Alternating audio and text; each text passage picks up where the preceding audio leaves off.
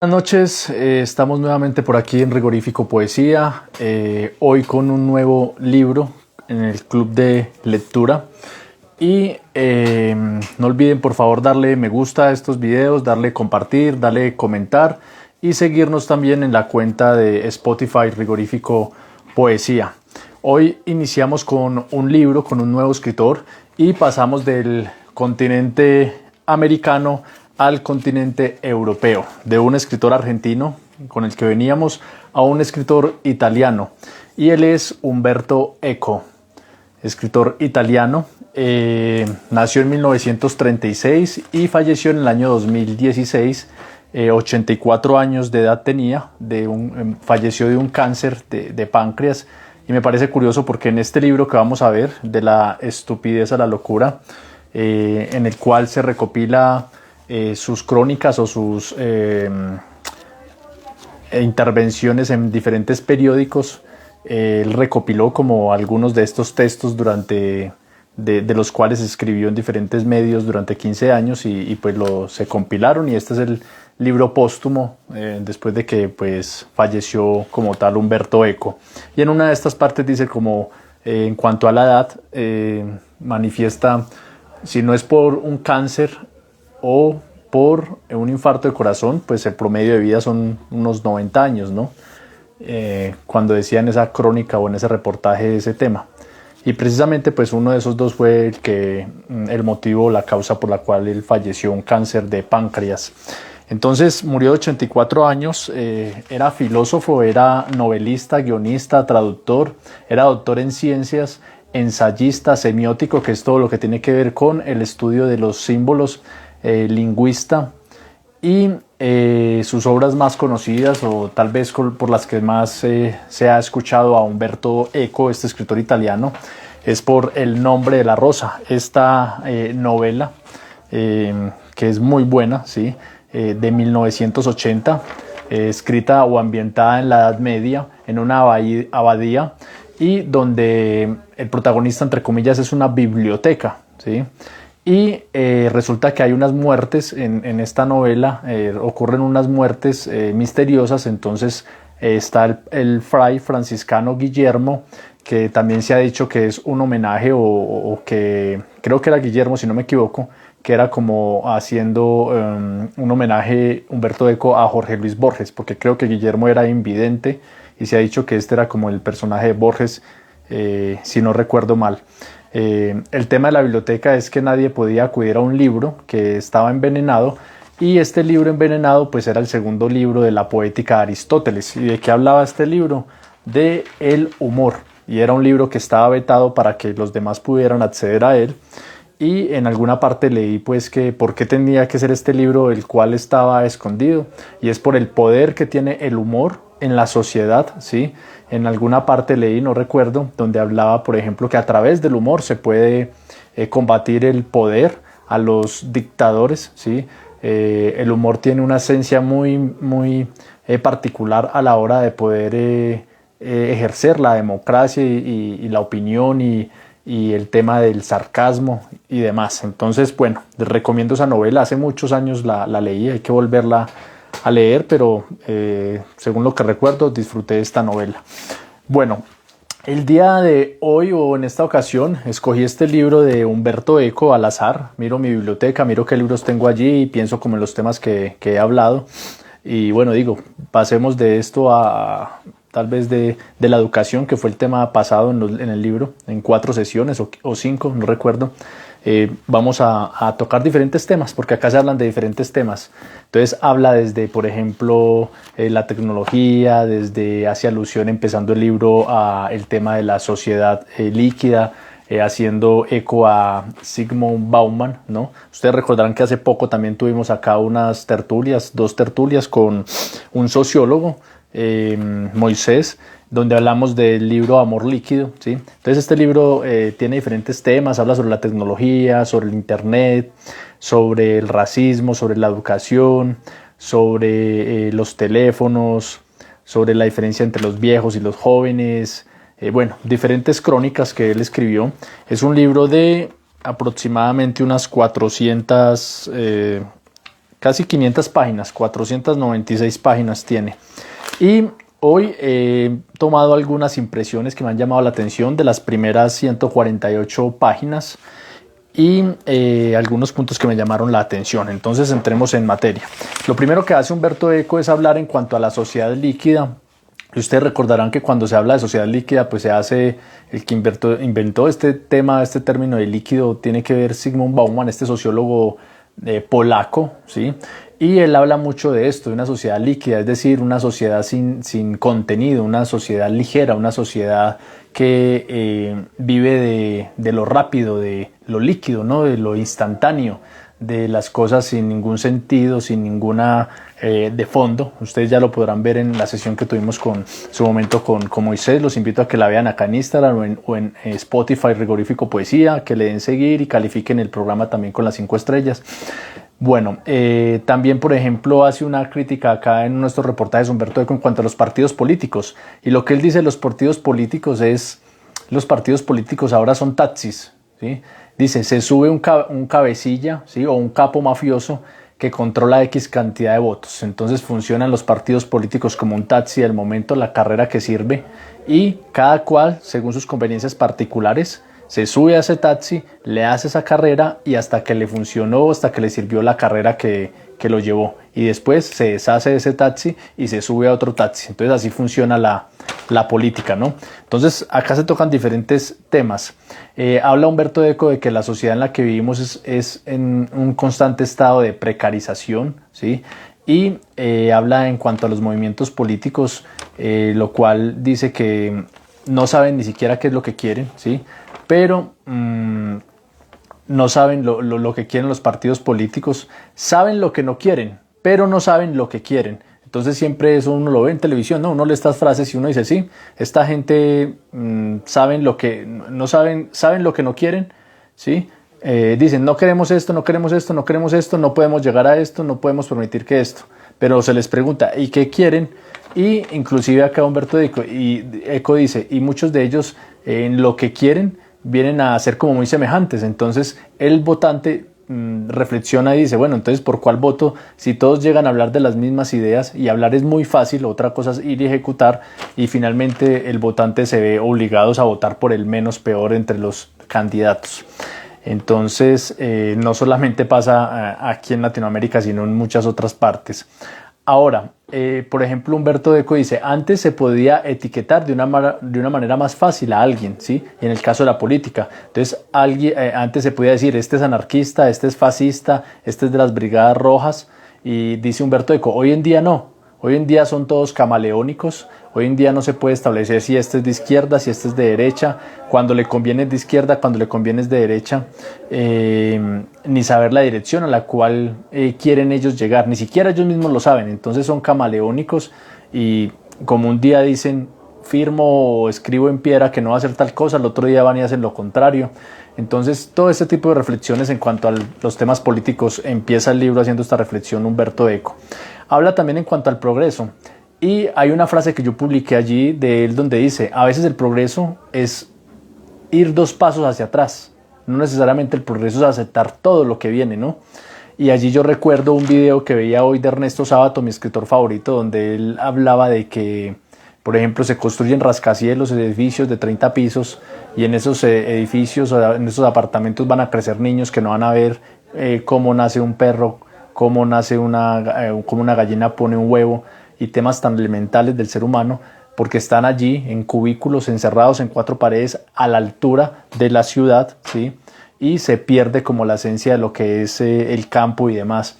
Entonces también Umberto Eco dice esto acá en el libro, a veces progresar es retroceder 2 pasos, y da un ejemplo, por ejemplo, volver a la energía eólica y reemplazarla por la del petróleo. Obviamente eso es muy fácil decirlo, pero un país que viva del petróleo y este crudo que es tan importante y que mueve tanto dinero y que muchas industrias viven de esto y se mueve mucha economía con esto, pues es muy fácil decir reemplazar la energía eólica, la energía de este tipo verde por el petróleo, ¿no? Pero es el ejemplo que él da allí en el libro.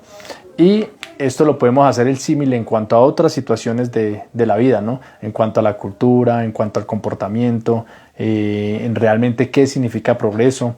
Ernesto Sábato, una de las razones por las que me gusta mucho, es mi escritor favorito, es porque él habla de eso, ¿no? De la cosificación de las cosas. Y precisamente en el libro este de hace poco que hablamos de Basta de Historias, se mencionaba que las grandes carreras de las ciencias, ingenierías, químicas, que son el referente de los países del primer mundo, y entonces decía que muchos en las universidades latinoamericanas acuden a ciencias sociales, ciencias humanas, porque es más fácil que estas carreras rígidas como son las ciencias. Y entonces yo recordaba, bueno, afortunadamente Sábato estuvo en las dos áreas, doctor en física y matemática, y se volcó de la ciencia a las humanidades, y él habla de la cosificación del ser humano, de cómo la tecnología, si bien nos ha traído muchas cosas buenas, también ha influido, entre comillas, de mala manera, ¿sí? Porque ustedes saben que es como todo. Un celular es bueno, las redes sociales son buenas, dependiendo del uso que se le dé, pero se habla en términos generales, ¿cierto? Entonces dice, ha cosificado al ser humano. Entonces de eso también habla Humberto Eco. Ahora, hace una reflexión en cuanto a la vida. La vida no es más que una lenta rememoración de la infancia. Y allí en estas páginas Humberto Eco dice, la vida no es más que una lenta rememoración de la infancia. Entonces, la importancia de la infancia, de la juventud, de la niñez. Y no solamente lo dice Eco, sino muchos pedagogos. Y en el libro Basta de Historias, donde dice que los primeros 4 años, la edad de los 4 o los 5 años, es la edad donde el niño va a desarrollar o podría desarrollar sus habilidades intelectuales y demás, que en otra época de la vida es difícil que lo pueda lograr. Pero no solamente en el plano de la intelectualidad, sino en el plano del ser humano. Esos primeros años son muy importantes, y si nosotros tenemos sobrinos o se tienen hijos o demás, o niños chiquitos, entender que esa etapa es como la más importante. Recuerdo que leía una historia en algún momento donde un ejecutivo tenía que ir mucho a la empresa, o sea, su trabajo era alguien muy importante, y entonces el circo visitó el pueblo donde vivía este ejecutivo, y entonces la esposa le dijo, iban a ir al circo con los niños, y sonó el teléfono, una llamada de la empresa, y entonces la esposa ya hizo cara como que bueno, será ir en otro momento al circo, porque ya sabía que cuando los llamaban a él de la empresa era porque era algo muy urgente, ¿sí? Y entonces ya le dijo, bueno, será ir otro día al circo. Y entonces en ese momento este empresario, este ejecutivo dijo, no, la empresa puede esperar, el circo, si bien el circo viene cada año, la niñez no viene cada año, la niñez pasa unas etapas, ¿sí? El circo puede seguir viniendo, pero los momentos especiales en este caso con los hijos o con la niñez, no es todos los días, es solamente una vez en la vida. Entonces, todo esto nos lleva a reflexionar en cuanto al tema de la crianza, de la educación y bueno, y todo esto. Ahora, Eco habla también de cómo, por ejemplo, en la actualidad la gente quiere ser visible, ¿sí? A lo que cueste, quiere aparecer en los medios. Eco decía antes, la que era puta, entre comillas, disimulaba y decía yo soy bailarina, ¿sí? El que era mentiroso, el que era ladrón, disimulaba y decía no, yo soy cuentero y no sé qué. Y se trata de disimular como ese tipo de oficios, entre comillas. Y dice, hoy en día no, hoy en día, y no está mal, ¿cierto? No está mal si no se está haciendo una crítica a la prostitución como tal, sino que se está mostrando es cómo antes se guardaba ciertos respetos, ciertos momentos, ciertos espacios para determinadas actividades o determinados comportamientos, pero que en la actualidad no. Entonces dice, hoy en día el que es ladrón, el que defrauda al fisco, le interesa salir en televisión y ser reconocido por alguien que hizo algo malo.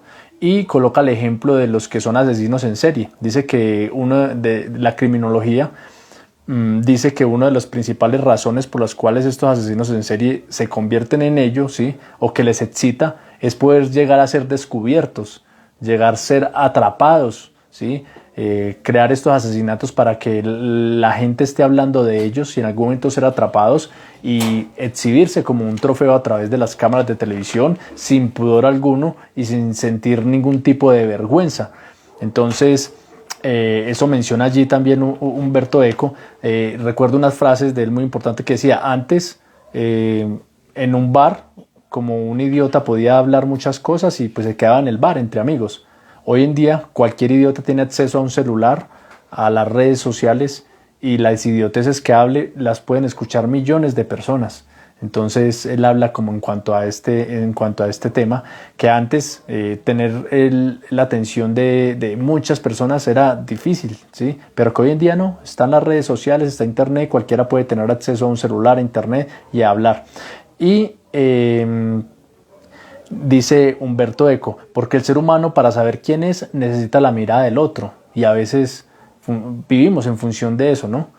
Si es el otro, o sea, subo la foto, subo esto, subo el estado, y si de acuerdo a los likes, de acuerdo a los comentarios, de acuerdo a los me gusta, entonces mi autoestima va a subir o va a bajar, ¿sí? O de acuerdo al reconocimiento que me hagan. Y aquí también pues hay que hilar muy delgado, ¿no? Porque tampoco podemos ir al otro extremo de que de que tal vez uno no sentirse elogiado es malo, no, eso no está mal, ¿sí? Acá es donde tenemos que hablar de los equilibrios en todos los aspectos de la vida. Yo llevo, por ejemplo, 3 años haciendo este tema de gestor cultural, de leer y de tratar de transmitir estas ideas. Y obviamente sentirse uno reconocido, sentir que alguien le diga como gracias, chévere sus videos, eso le da a uno motivación y lo hace sentir bien, ¿sí? Sería también hipócrita no decir que uno no quiere en algún momento sentirse reconocido por algo. El tema es manejar los equilibrios. Esta semana una señora en Spotify escribió como dejó un comentario en los episodios de un libro que hablé en algún momento, que es La batalla cultural, de un politólogo argentino, Agustín Laje.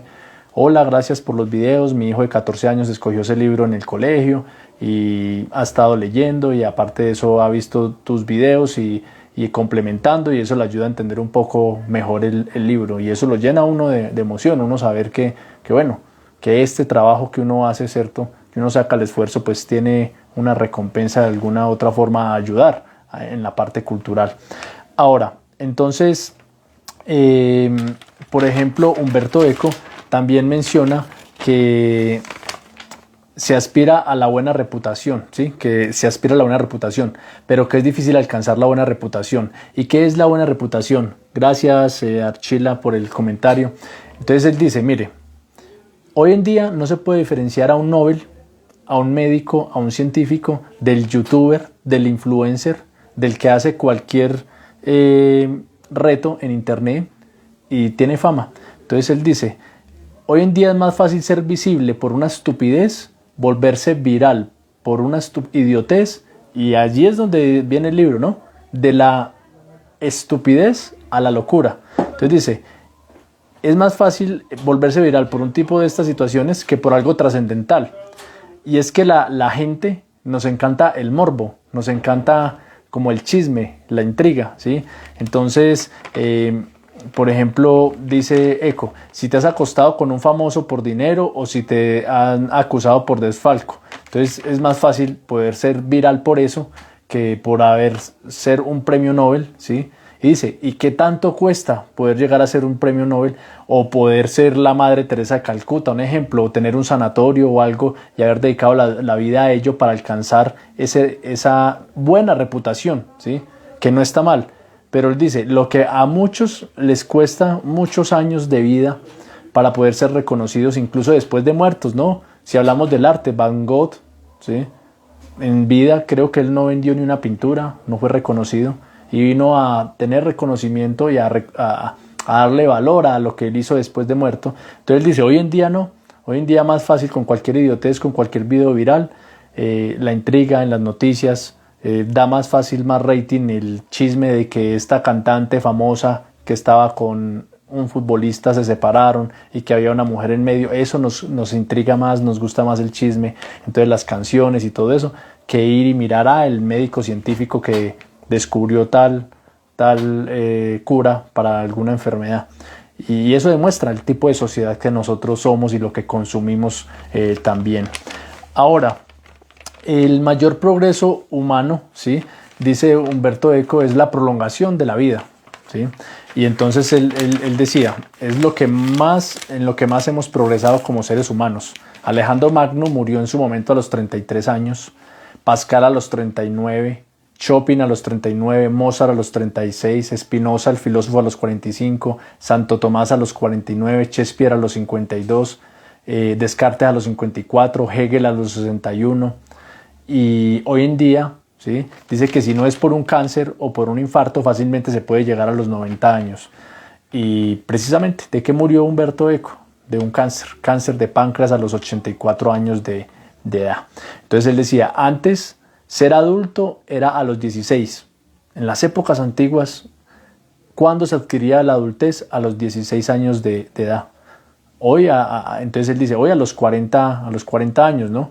Bueno, cuando uno ve las encuestas, por lo menos acá en Colombia, o los formularios de cómo clasifican a las edades, se dice que un joven hasta los 28, ¿no? Se clasifica, usted es joven hasta los 28 años. De los 28 años en adelante ya es un adulto. Pero bueno, también veía un video de Sábato que me encanta, que él dice, ¿por qué la vida tiene importancia? Porque nos vamos a morir.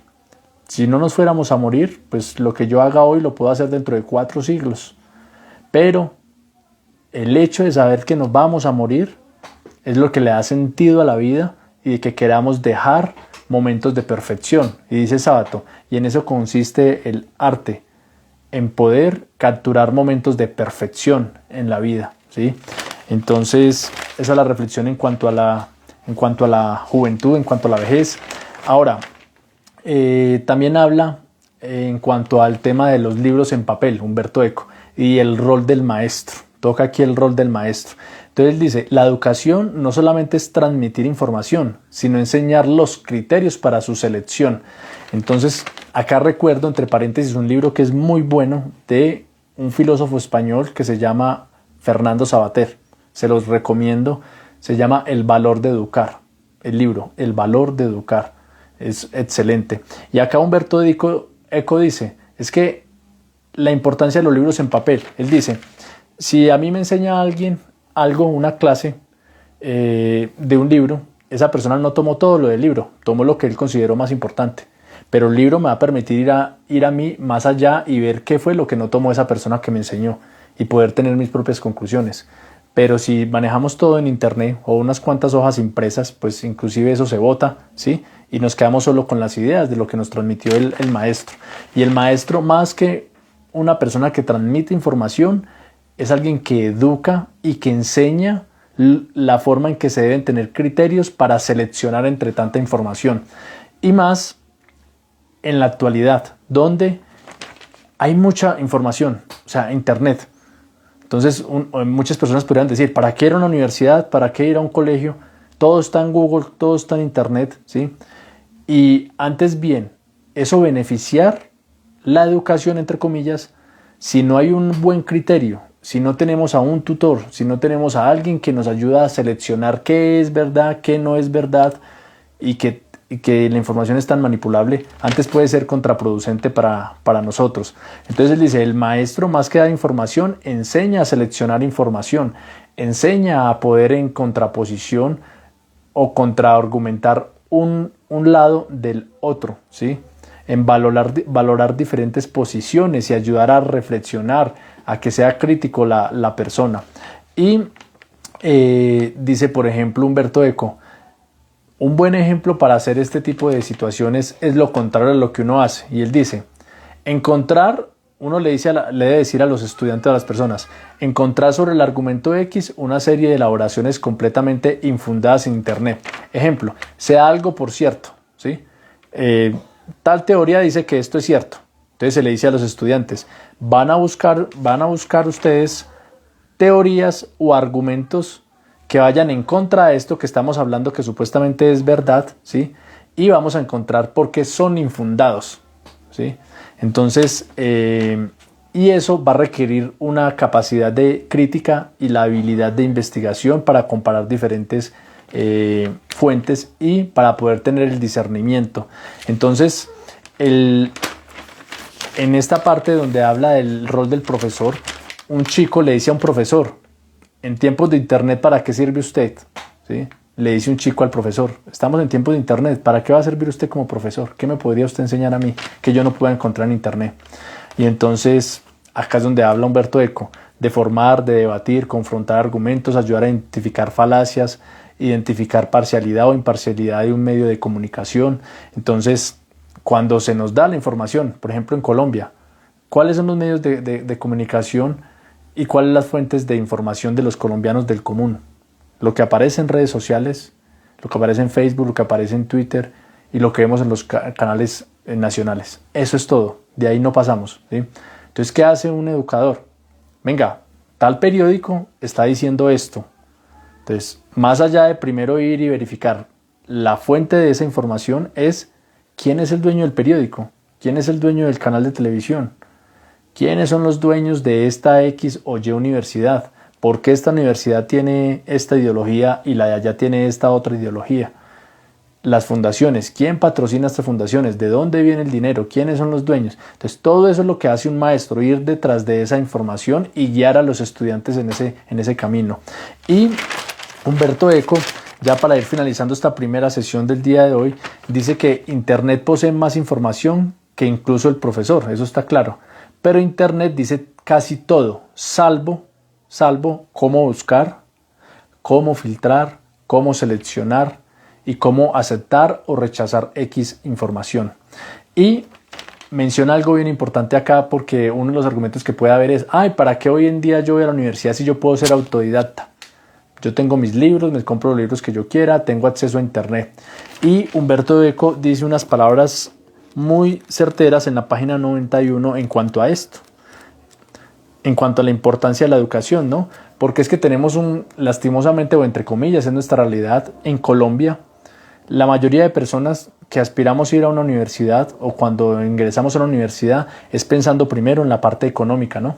O sea, quiero salir de mi estado de, entre comillas, pobreza o de los ingresos que yo tengo en este momento, y la idea es estudiar porque quiero ser profesional, porque quiero que se me dé un mejor cargo para poder tener, entre comillas, un mejor ingreso. Lastimosamente esa es la realidad y esa es la mayoría y el pensamiento real que tenemos nosotros aquí en Colombia, ¿cierto? La mayoría de gente del común no dice, yo voy a entrar a la universidad por el conocimiento, porque me encanta el conocimiento, porque me voy a desarrollar como ser humano. No, los principales argumentos es para salir. Gracias, Cindy, saludos.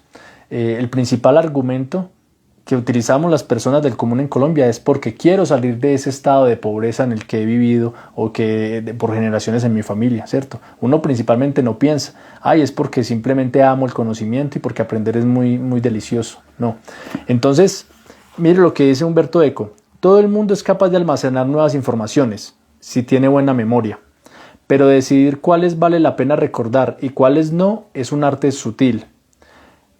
Esa es la diferencia entre los que han cursado estudios regulares, paréntesis, aunque sea mal, cierro paréntesis, y los autodidactas, paréntesis, aunque sean geniales. Entonces, ¿qué es lo que está diciendo acá Humberto Eco? Es que la razón principal de ir a una universidad no debe ser la económica, a pesar de que sea la realidad, ¿cierto? De nosotros los colombianos, por ejemplo.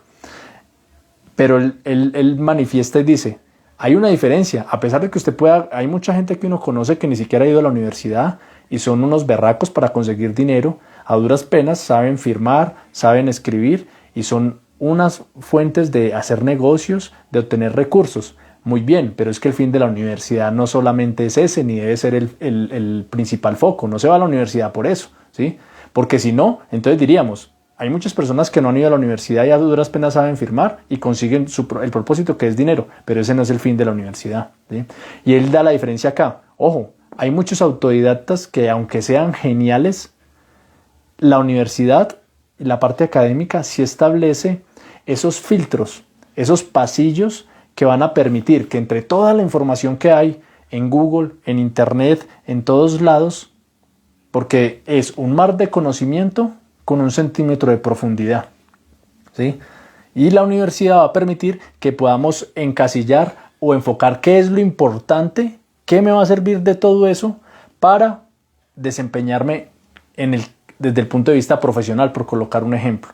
Entonces, cuando yo voy a la universidad se supone que me está dando clases una persona que lleva 30, 20, 50 años de experiencia en un campo, que ya ha cometido errores, ¿sí?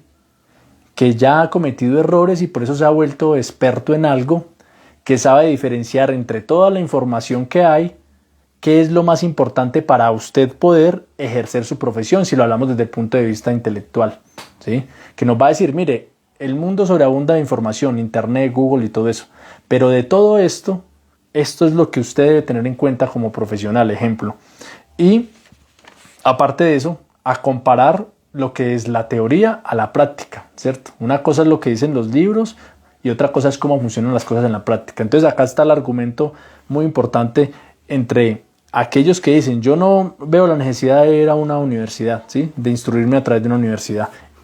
Ahora, miren, hablando en cuanto a la información que sobreabunda en Internet, dice que Humberto Eco realizó un ejercicio en Internet y él colocó Padre Pío y le aparecieron 1.400.000 páginas para visitar sobre Padre Pío. Colocó la palabra Jesús y le aparecieron 4.830.000 páginas sobre este tema. Colocó la palabra religión y le aparecieron 9 millones y pico de páginas para visitar. Y colocó la palabra porno y le aparecieron 130 millones de páginas. Entonces, ¿cuál es la reflexión que hace Humberto Eco en cuanto a esto? ¿Cuáles son los temas que consumen la humanidad? ¿Cuáles son los temas que preocupan más a la humanidad, entre comillas, o que van a la red y buscan? Entonces dice, 130 millones de páginas referentes al porno. Y empieza a hablar, ¿para qué sirve el porno? Para algunos que están, entre comillas, frustrados, para algunos que no pueden tener relaciones sexuales por X o Y, entonces van y toman esto. Para otros servirá de estímulo para volverse violadores, para volverse pedófilos, etc. Pero él hace el ejemplo, ¿no? Como qué es lo que más consulta los seres humanos. Y a veces sacan ese tema, ¿no? En Google. Y uno dice, dicen, los colombianos en las últimas semanas consultaron la palabra tal, que es la tendencia del momento, tantas veces. Entonces eso también nos ayuda a poder saber cómo estamos como sociedad. Ahora, por ejemplo, y una de las cosas que hizo Humberto Eco es meterse a algunas páginas de estas de porno y decía, la mayoría eran mujeres, primero que todo, ¿sí? Y cuando mostraron a los hombres era su aparato reproductor y a las mujeres su rostro, ¿sí? Y él decía, viendo la dentadura de estas mujeres se veía imperfecta, o sea, no era la dentadura perfecta de Hollywood o de los casas de estudio de porno como famosas, ¿sí? Sino que la mayoría de esto eran mujeres con dentadura imperfecta, y entonces él llegaba a la reflexión y decía, la mayoría de ellas o de estos medios del tema pornográfico son trata de personas, es una forma de trata de personas y de explotación de personas de bajos recursos. Entonces decía, Internet es como Funes. Recordarán ustedes que Funes es un personaje de Borges, Funes el memorioso, y decía, Funes podía memorizar absolutamente todo, una caída de una hoja y todo eso, pero Funes, ese exceso de información que tenía desordenado, ¿sí? Simplemente llevaba a que Funes era un idiota, porque tenía mucha información, podía recordar todo, memorizarlo, pero no podía aplicar las cosas. Entonces, lo que dice Humberto Eco, nosotros podemos ser como Funes, podemos tener exceso de información desordenados. Cada uno de nosotros puede ser su propio Wikipedia, ¿sí? Y ustedes recordarán que en Wikipedia usted puede editar lo que aparece allí en Wikipedia cuando uno busca en Google. Cuando uno quiere saber algo, lo primero que hace es Google y le arroja Wikipedia. ¿Y cuántas personas de nosotros vamos y verificamos si esa información es verdadera, no? Entonces dice, hay millones de Wikipedia en el mundo, cada uno de nosotros puede ser un Wikipedia, pero ¿qué significa eso? Con mucha información, pero con poco criterio para poder diferenciar. Y el asunto no es ser como Funes el memorioso, saber de todo y no tener la profundidad para ello. Entonces, de esa manera, esa es la primera sesión del día de hoy. Y, bueno, se me queda por aquí algo para terminar, donde Humberto Eco habla cuando vio, por ejemplo, él dice que él iba en algún momento por un lugar y vio una pareja muerta por un accidente de tránsito. Y Eco reflexionó, ¿qué hubiera pasado si yo hubiera llevado un celular en ese momento? Seguramente yo hubiera grabado eso, ¿sí? Y eso se vuelve algo normal. Yo voy y grabo eso, lo subo a las redes sociales, se vuelve algo cotidiano y perdería la capacidad de asombrarme por eso. Entonces uno llega a esta reflexión. Cuando un sicario, ¿sí? Que ya se ha leído eso y se ha dicho, eso se vuelve a un trabajo. Tal vez usted ver un muerto por primera vez le va a causar terror, miedo, ¿sí? Nervios. Pero, por ejemplo, un sicario llega a un momento donde ya se le vuelve como un trabajo normal, ¿sí? Ir y asesinar por dinero. Entonces, acá hablaba Humberto Eco en cuanto al tema de cómo cosas que deberían sorprendernos, deberían anonadarnos en la actualidad, es algo normal, normalizado por la sociedad, y que se ha llegado a tal nivel de conciencia por la sociedad que lo que antes generaba un asombro, hoy en día se pasa desapercibido como si fuera algo normal y aceptado por la sociedad. Entonces, ojo con eso. No siempre lo que es normal, ¿sí?, significa que sea correcto, ¿cierto?, o que esté bien. Entonces, todo eso hay que analizarlo muy bien. Y habla finalmente Humberto Eco en esta parte que leí de la importancia del silencio. Él dice, hoy en día todo es ruido, el día a día de nosotros es con ruido por todos lados, y que el silencio, lo cual dista mucho del Medio Oriente, ¿no? En el Medio Oriente uno escucha el tema del yoga, la importancia del silencio. Cuando uno está hablando, por ejemplo, aquí con alguien o en una entrevista, y le hacen una pregunta a uno, el inconsciente de uno, o estamos tan predispuestos a ellos, que si me hacen una pregunta y yo, por ejemplo, estoy reflexionando sobre la respuesta a esa pregunta, nosotros, el otro va a pensar, este no sabe la respuesta. Entonces nosotros automáticamente, cuando nos hacen una pregunta, cuando estamos hablando sobre un tema, no reflexionamos, ¿sí? Automáticamente respondemos algo, porque si yo de pronto me quedo pensando, no necesariamente significa que yo no sepa la respuesta, sino que, como decía Ralph Waldo Emerson, la actividad más difícil es la de pensar. Y nosotros, los occidentales, no tenemos esa habilidad, no dedicamos a pensar en lo que hablamos, en poder tener una conversación, que me hagan una pregunta y yo demorarme 1 minuto, 2 minutos, 3 minutos pensando, reflexionando, ¿sí? Y más si tiene que ver con las ciencias humanas, con el comportamiento del ser humano, de un tema importante. No debería ser algo extraordinario que si estamos en una conversación y hay una pregunta de un tema profundo, coyuntural, yo pueda tomarme el tiempo, ¿sí? Y eso suele pasar mucho. No, es que si yo me demoro respondiendo, entonces la gente va a pensar que no sé. Y cuando uno ve esos debates políticos, por ejemplo, se les pregunta a alguien y nosotros lastimosamente pensamos que el político que no responde rápido es porque no sabe, ¿sí? Y por eso hay la diferencia entre políticos y filósofos y pedagogos, ¿sí? Hay gente que no sirve para la política porque no tiene esas mañas, no tiene esa demagogia que tienen los políticos tradicionales. Por ejemplo, uno escucha a un Mocus, ¿sí?, y es alguien pensante, sentipensante, un filósofo, y a la gente tradicional no le gusta eso. Cuando ven que alguien ya está reflexionando en torno a un tema de manera intelectual y demás, salida de las palabras convencionales de los políticos, dice, ay, qué pereza, este no sabe nada de política, y confundimos eso. Y entonces Humberto Eco habla de la importancia del silencio, de que el silencio va a llegar a ser un bien tan preciado que solamente está al alcance de los más adinerados. ¿Y qué hacen los más adinerados? Van y construyen su cabaña en una isla por allá en medio del bosque, buscando la paz, la tranquilidad. O viendo un documental que en estos días de Bill Gates en Netflix, para que ustedes lo vean. El hombre siempre anda con una bolsa como con libros y tiene una cabaña por allá en algún lado y llega en su avioneta y se baja con su bolsa, con sus libros, no tiene teléfono, y se va a buscar tranquilidad y a leer. Entonces dice, llegará el día, Eco, en que se va a comprar el paquete de silencios, así como uno compra minutos para el celular, por lo que implica, por ejemplo, no es lo mismo uno vivir en Bogotá o al que vive en un pueblito, ¿cierto? Por el tema del silencio, del ruido. No más ayer hablaba con una persona y me decía, mi hermana ya está un poco mejor, tiene cáncer, pero ya está un poco mejor porque se fue de Bogotá, ¿sí?, y está en Santa Marta, por allá en un pueblito. Entonces le ha sentado muy bien el campo, el silencio, la tranquilidad. Y eso es lo que habla acá. Dice, va a haber un momento en que va a tocar comprar el silencio como un paquete, así como Proust, ¿sí?, el de los libros En busca del tiempo perdido, Marcel Proust, que él tenía una habitación insonorizada para poder escribir. Entonces dice, va a llegar un momento donde nos va a tocar hacer esto. Bueno, esta fue la primera sesión del día de hoy en cuanto a el libro de La estupidez a la locura. Son las impresiones que saqué de las primeras 148 páginas. Entonces nos vemos el próximo domingo. Por favor, no olviden darle me gusta, darle comentar a estos videos, darle compartir en el canal de Spotify, darle allí también las 5 estrellas y dar el comentario y compartir esto. que esto pueda servir de algo para que alguien escuche y se motive a leer, a estudiar y a aprender de las diferentes formas que existen para uno poder reflexionar. Una feliz noche, muchas gracias por haberme acompañado el día de hoy.